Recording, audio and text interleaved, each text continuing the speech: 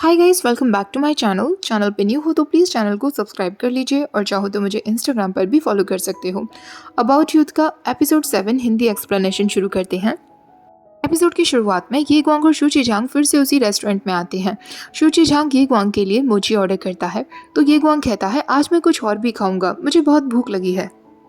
शूची झांग ये ग्वांग के लिए मोची के साथ ब्लैक टी और कुछ और भी ऑर्डर कर देता है। तभी ये ग्वांग को उसके फादर का कॉल आता है पर ये ग्वांग कॉल पिक नहीं करता। शीजांग कहता है तुम फ़ोन क्यों नहीं उठा रहे हो? तो ये ग्वांग कहता है हम यहाँ से बाहर जाने के बाद वॉक के लिए कहीं और चलेंगे। शीजांग कहता है ठीक है, तो तुम कहाँ चलना चाहोगे? ये ग्वांग कहता है कहीं भी। उनका ऑर्डर किया हुआ फूड आ जाता है। ये ग्वांग खाने लगता है, उसके लिप्स पर थोड़ा लग जाता है तो शू शीजांग उसे क्लीन करने में मदद करता है। दोनों एक दूसरे की तरफ देखते हैं और मुस्कुराने लगते हैं। दूसरी तरफ जान रे के पास पहुंच जाता है और उससे कहता है तुमने वो ब्रेकफास्ट कर लिया ना जो मैंने तुम्हें दिया था? क्या अब मैं तुम्हें सारी बातें एक्सप्लेन कर सकता हूँ? रे कहता है एक्सप्लेन करने के लिए कुछ है ही नहीं। उस दिन मैंने फालतू ही उल्टा सीधा सोच लिया था जबकि ऐसा कुछ नहीं था। तो जान कहता है ऐसा क्यों सोच रहे हो? क्या तुमने मेरे किए हुए मैसेजेस रीड नहीं किए थे? रे कहता है मैंने तो वो सारे डिलीट कर दिए।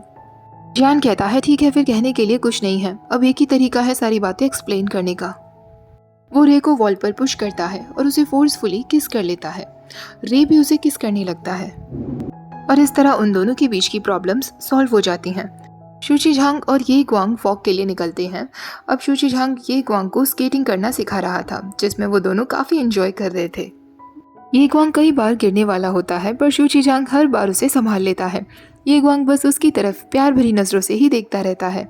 जब वो दोनों वापस लौट रहे होते हैं तो शूची झांग ये ग्वांग से कहता है उस जगह काफ़ी मज़ा आया था ना, हम एक बार फिर से ज़रूर चलेंगे।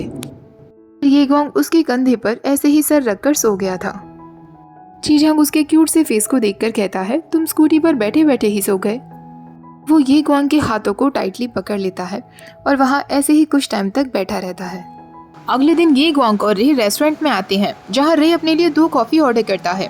ये ग्वांग पूछता है तुमने 2 कॉफ़ी क्यों ऑर्डर की हैं? तो रे कहता है एक कॉफ़ी मेरे बॉयफ्रेंड के लिए है।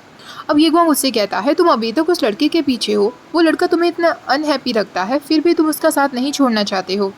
रे कहता है उस लड़के को मैं कब का छोड़ चुका हूँ, मेरा बॉयफ्रेंड अब कोई और है, वो तो बहुत ही अच्छा इंसान है, वो तो एक केयरिंग गाय है जिसने मुझे मेरे एक्स से बचाया था। और तभी वहाँ पर जैन आ जाता है। जैन के साथ शूची झांग भी आया हुआ था। शूची झांग ये ग्वांग को देखकर शॉक्ड रह जाता है। ये ग्वांग शूची झांग से कहता है तुम यहाँ क्या कर रहे हो? तो शूची झांग कहता है जैन ने मुझसे कहा था कि वो मुझे अपने बॉयफ्रेंड से मिलवाना चाहता है, इसलिए मैं उसके साथ आया। अब शूची झांग जैन और रे से कहता है क्या तुम दोनों बताओगे कि ये क्या चल रहा है? तो रे कहता है मैं तुम लोगों को अपने बॉयफ्रेंड से इंट्रोड्यूस करता हूँ, आज से मैं और जैन रिलेशनशिप में हैं। जैन कहता है मैं और ये ग्वांग तो ऑलरेडी कॉन्सर्ट में मिल चुके हैं। तो रे उससे कहता है तुम कॉन्सर्ट चले गए, वो भी मेरे बिना? ये ग्वांग कहता है मैं बस वहाँ से गुजर रहा था इसलिए चला गया था। रे कहता है और तुमने कहा था कि हमारे बीच अब कोई सीक्रेट्स नहीं रहेंगे। ये ग्वांग कहता है भूल भी जाओ ये सब, चलो अपने लिए कुछ ऑर्डर करते हैं। जैन और रे साथ में कॉफ़ी पीने लगते हैं। वहीं शूची झांग और ये ग्वांग साथ में कॉफ़ी पीते हैं। अब वो चारों बाहर आ जाते हैं। चारों मिलकर साथ में गेम्स खेलते हैं और बहुत मस्ती करते हैं। अब ये ग्वांग कहता है मुझे भूख लगी है तो उसका फ्रेंड रे कहता है तुमने इतना सारा खाना खाया था, तुम्हें फिर से भूख लगने लगी? हमारे ये ग्वांग को आजकल कुछ ज़्यादा ही भूख लगती है। इस बात पर जान कहता है तुम्हारा ये ग्वांग, क्या मतलब है तुम्हारा? तो ये ग्वांग कहता है इतना ओवर रिएक्शन क्यों दे रहे हो, मैं रे को तुम दोनों से ज़्यादा अच्छे से जानता हूँ, हम दोनों बेस्ट फ्रेंड्स रहे हैं। रे कहता है हाँ हम दोनों बहुत अच्छे दोस्त हैं। जान फिर जेलस फील करते हुए कहता है मैंने तुम्हारे लिए स्पेशल डिश बनाई थी, तुम्हें मेरी कोई कदर नहीं है। तो रे उसे गले लगाते हुए कहता है मैं तो बस ऐसे ही कह रहा था। रे जान को मनाने में लग जाता है और ये ग्वांग भी शूची झांग के साथ उन दोनों की नकल करने लगता है। अब ये ग्वांग कहता है गाइस मुझे सच में भूख लगी है। ये ग्वांग और रे रेस्टोरेंट की तरफ जाने लगते हैं। शूची झांग और जान वही खड़े रह जाते हैं। जैन शूची झांग से कहता है ये ग्वांग काफी अच्छा है, तुम उससे अपना प्यार कब कन्फेस करने वाले हो? शूची झांग कहता है कर लूंगा, इतनी जल्दी भी क्या है। रे और जैन साथ में थे और काफी रोमांटिक हो रहे थे। रे चिप्स का पैकेट उठाता है और खाने लगता है तो जैन उसे कहता है मुझे भी खाना है। रे कहता है तुम्हें नहीं मिलेगा। जैन कहता है क्यों नहीं मिलेगा, ये मेरा ही तो था। रे कहता है फिर भी नहीं मिलेगा। तो जैन कहता है फिर से कहना। जैन उसे फोर्सफुली किस कर लेता है तो रे कहता है ठीक है तुम भी खा सकते हो। दूसरी तरफ शू चिजांग ये ग्वांग को बबल्स बनाना सिखा रहा था। जब ये ग्वांग बबल्स बनाना सीख जाता है तो शू चिजांग उसकी वीडियो निकालने लगता है। ये ग्वांग को इतना खुश देखकर शू चिजांग उससे कहता है, नेक्स्ट टाइम मैं तुम्हें और भी ज्यादा फन प्लेसेस पर लेकर चलूंगा। अब ये ग्वांग उससे पूछता है, तुम मेरे लिए इतने अच्छे क्यों हो? तो शू चिजांग कहता है, क्योंकि मैं तुम्हें पसंद करता हूँ। ये ग्वांग एक सेकंड के लिए शॉक्ड रह जाता है पर फिर मुस्कुराने लगता है। जब ये ग्वांग घर पहुंच जाता है तो शू चिजांग उसे उन दोनों की फोटोग्राफ सेंड करते हुए लिखता है, ये हम दोनों के साथ में पहली फोटोग्राफ है। ये ग्वांग कहता है, आज हम दोनों का पहला दिन है, तुम जल्दी ही सो जाना, गुड नाइट। डेली शू चिजांग ये ग्वांग को उसके घर तक ड्रॉप करने लगा था। एक दिन जब शू चिजांग ये ग्वांग को छोड़ने के लिए जा रहा था तो ये ग्वांग की माँ वहीं से होकर गुजर रही थी और वो शू चिजांग को ये ग्वांग के साथ देख लेती हैं। वो घर पहुंचता है तो उसकी माँ ये ग्वांग से कहती हैं, हमारे पास आकर बैठो, हमें तुमसे कुछ बात करनी है। जैसे ये ग्वांग वहाँ पहुंचता है उसके फादर उससे कहते हैं, अपने घुटनों पर बैठ जाओ। तो ये ग्वांग कहता है, लेकिन क्यों? तो उसके फादर कहते हैं, जैसा कहा है वैसा करो। ये ग्वांग घुटनों पर बैठ जाता है। अब उसकी माँ पूछती हैं, वो लड़का कौन था जो तुम्हें यहाँ तक छोड़ने के लिए आया था? ये ग्वांग कहता है, मुझे कोई छोड़ने के लिए नहीं आया, मैं अकेला ही यहाँ आया था। तभी उसके फादर पिलो उसकी तरफ फेंक कर देते हैं और उससे कहते हैं, झूठ बोलने की हिम्मत कैसे हुई? तुम्हारी माँ ने खुद तुम्हें एक लड़के के साथ देखा था। ये ग्वांग कहता है, वो मेरा एक क्लासमेट था जिसे मैं अभी ही मिला हूँ। उसका फादर कहता है, क्या वो तुम्हारी ही क्लास में है? उसका नाम क्या है? ये ग्वांग कहता है, अगर मैं आपको बताऊंगा भी तब भी आप उसका नाम नहीं जानते होंगे, उसका नाम शू चिजांग है। ये ग्वांग कहता है, शू चिजांग, इस नाम का तो कोई भी लड़का तुम्हारी क्लास में नहीं है। ये ग्वांग कहता है, हाँ वो मेरी क्लास में नहीं है पर वो मुझे बहुत अच्छे से ट्रीट करता है। ये ग्वांग की माँ कहती है, जस्ट बिकॉज वो तुम्हें अच्छे से ट्रीट करता है इसका मतलब ये नहीं कि तुम हमेशा उसके साथ ही रहो। मैंने तुमसे कितनी बार मना किया है कि उसके जैसे वियर्ड फ्रेंड्स मत बनाना। तुमने देखे थे उसने किस तरीके के कपड़े पहने हुए थे? ये ग्वांग कहता है, वो बिल्कुल भी वियर्ड नहीं है, वो पढ़ाई में बहुत अच्छा है, बहुत हार्ड वर्किंग है। वो अपनी माँ की नूडल्स शॉप में उनकी मदद भी करता है। ये ग्वांग की माँ कहती है, नूडल्स शॉप में काम करता है? अब समझ में आया कि उसने क्यों ऐसे कपड़े पहने हुए थे।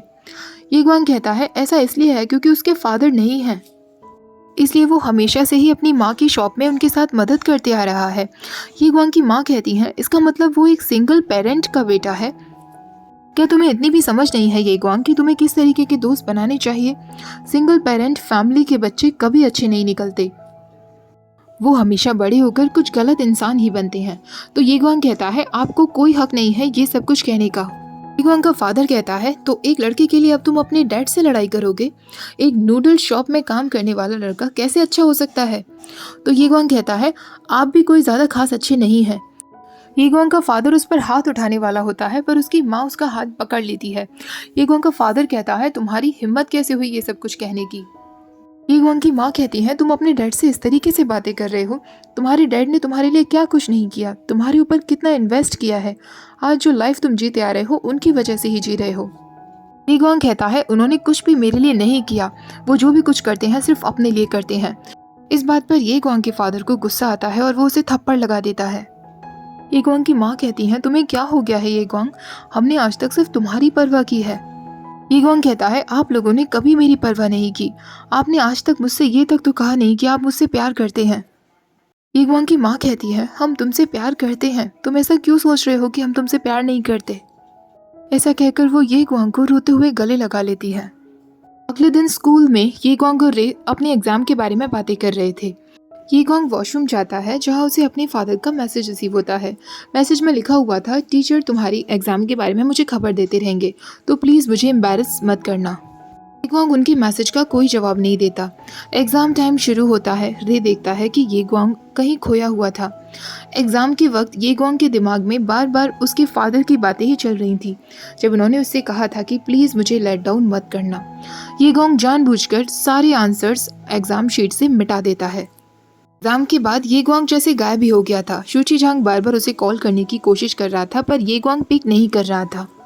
ये ग्वांग स्कूल के पीछे जाकर अकेले में बैठ गया था। उसके फादर उसे मैसेज करते हैं, मुझे विश्वास नहीं हो रहा, मेरे बेटे ने एक ब्लैंक शीट टीचर के हाथ में दे दी है, मेरा फ़ोन अभी के अभी पिक करो। अगर तुमने फ़ोन नहीं उठाया तो मैं अभी स्कूल आकर तुम्हारी खबर लूँगा। पर ये ग्वांग फिर भी उनका फ़ोन नहीं उठाता। अब वो उनके लिए एक वीडियो रिकॉर्ड करता है जिसमें वो कह रहा था, हाँ मैंने ब्लैंक शीट टीचर के हाथ में दी, मुझ में हिम्मत नहीं है आपको आकर ये बात कहने की, पर आज मुझे पहली बार अपनी मन की करके बहुत अच्छा लग रहा है। जब भी मैं घर जाता हूँ मुझे ऐसा लगता है कि मैं कोई खाली जगह आ गया हूँ जहाँ मेरा अपना कोई है ही नहीं। आप लोग मुझसे सिर्फ एक ही बात कहते हैं, क्या तुमने अपनी टीचर्स की बातें मानी? तुमने अपने एग्जाम में कैसा किया? हमें लेट डाउन मत करना ये ग्वांग। ये सब सुन सुनकर मैं थक गया हूँ। मैं कितनी भी कोशिश करूँ आप लोगों को खुश करने की, पर आप लोग कभी भी मेरी तारीफ नहीं करते। आप लोगों ने आज तक नहीं पूछा कि मैं क्या चाहता हूँ, हमेशा सिर्फ अपनी इच्छाएं मुझ पर थोपी। मैं आप लोगों की बहुत परवाह करता हूँ, पर मैं सिर्फ 17 साल का एक हाई स्कूल स्टूडेंट हूँ। मेरे भी अपने कुछ सपने हैं। मैं भी स्कूल के बाद स्पोर्ट्स खेलना चाहता हूँ, अपने दोस्तों के साथ समय बिताना चाहता हूँ और उनके साथ डिनर करने के लिए जाना चाहता हूँ। शूची झांग वहाँ आ गया था और ये सारी बातें सुन रहा था। ईगोंग कहता है कि आप लोग सिर्फ एक बार मुझसे नहीं कह सकते कि आप मुझसे प्यार करते हैं? क्या सिर्फ एक बार आप मुझे हग नहीं कर सकते या मेरी तारीफ नहीं कर सकते? ऐसा कहकर वो इस वीडियो को अपने फादर को सेंड कर देता है। तभी शूची झांग उसके पास आकर बैठ जाता है। येगुआंग रोने लगता है तो शूची झांग उसे गले से लगा लेता है। येगुआंग के फादर को जब वो वीडियो रिसीव होती है तो वो येगुआंग की माँ को दिखाते हैं। येगुआंग की माँ कहती है, क्या हम अपने बेटे के साथ कुछ ज़्यादा ही सख्त हो गए थे? येगुआंग का फादर कहता है, मुझे नहीं पता, मैं तो बस नहीं चाहता था कि वो गलतियाँ रिपीट करे जो हमने की थी। मैं बस चाहता था कि उसका एक बहुत अच्छा फ्यूचर हो और वो अभी से रिस्पॉन्सिबल बन जाए। येगुआंग की माँ कहती हैं, पर शायद सच में हमने उसके साथ बहुत सख्ती कर दी। हमें एक बार उसकी भी बात सुननी चाहिए थी और उससे पूछना चाहिए था कि वो क्या चाहता है। क्या आपको याद है जब आप स्कूल छोड़ देना चाहते थे और इस जिद पर अड़े थे कि आपको अपना खुद का बिजनेस शुरू करना है? कोई भी आपके साथ नहीं था। आपने अपने बल पर अपना खुद का बिजनेस शुरू किया जो बहुत अच्छा भी चल रहा है। हमारे बिजनेस में भी तो काफ़ी सारे ऐसे यंग एम्प्लॉयज़ आते हैं ना, जिनकी एडवाइस हम लेते हैं, क्योंकि हमें पता चल जाता है कि न्यू जनरेशन क्या चाहती है। तो क्या हम अपने खुद के बच्चे की एडवाइस नहीं ले सकते? एग्ज़ाम के बाद अब अगले दिन उन लोगों का एक बैंड शो होने वाला था, पर जो स्टूडेंट्स परफॉर्मेंस देने वाले थे वो सब हॉस्पिटल में एडमिट थे। उन्हें डायरिया हो गया था। येगुआंग तुरंत शूची झांग को कॉल करता है। शूची झांग उससे कहता है, क्या हुआ? तुम्हारी काफ़ी सारी मिस कॉल्स थी। तो येगुआंग कहता है, स्ट्रिंग ऑर्केस्ट्रा जो कल परफॉर्म करने वाला था उन सबको फूड पॉइजनिंग हो गई है। शूची झांग उससे कहता है, तुम टेंशन मत लो, हम मिलकर कोई सॉल्यूशन निकाल लेंगे। शूची झांग तुरंत जान को कॉल करता है और उसे बताता है कि येगुआंग का परफॉर्मेंस ग्रुप कल परफॉर्म नहीं कर पाएगा। तो जान उससे कहता है, क्यों ना हम लोग उसके परफॉर्मेंस ग्रुप की जगह परफॉर्म करें? तुम इस बारे में येगुआंग से बातें करो।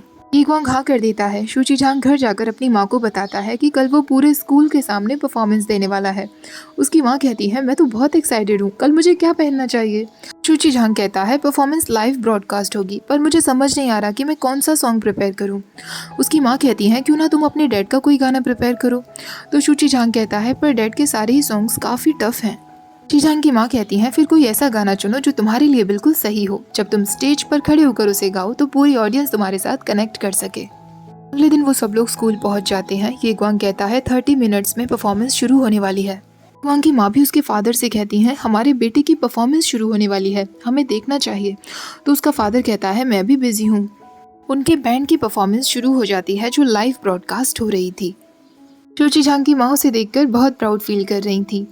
येगुआंग की माँ के साथ साथ उसके फादर भी अपने बेटे की परफॉर्मेंस देखने लगते हैं। शूची झांग और येगुआंग की परफॉर्मेंस पूरे स्कूल को बहुत पसंद आती है। परफॉर्मेंस के बाद दोनों साथ में अकेले थे और बहुत ज़्यादा खुश थे। तभी येगुआंग कहता है, मैंने सोच लिया है, मैं हेड बॉय के इलेक्शन के लिए नहीं खड़ा होऊंगा। तो शूची झांग उससे कहता है, पर क्यों? येगुआंग कहता है, क्योंकि मैं ये कभी भी नहीं चाहता था और मैं इलेक्शन में तुम्हें सपोर्ट करूंगा। फाइनली मैंने अपने लिए एक डिसीजन लिया जिसे लेकर मुझे बहुत खुशी हो रही है। पर तुम क्यों खुश नहीं दिख रहे हो शूची झांग? शूची झांग कहता है, क्योंकि तुम हेड बॉय के लिए काफ़ी अच्छे हो, तुम्हें इलेक्शन में खड़ा होना चाहिए। तो येगुआंग कहता है, हाँ पर तुम मुझसे ज़्यादा बेटर हो, और वैसे भी तुम आज तक मुझे हर चीज़ में सपोर्ट करते आए हो ना, इस बार मेरी बारी है तुम्हें सपोर्ट करने की।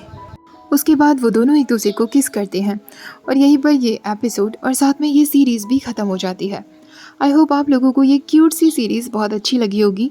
वीडियो पसंद आई हो तो प्लीज़ वीडियो को लाइक, शेयर और चैनल को सब्सक्राइब करना मत भूलिएगा। Thank you for watching. Bye bye.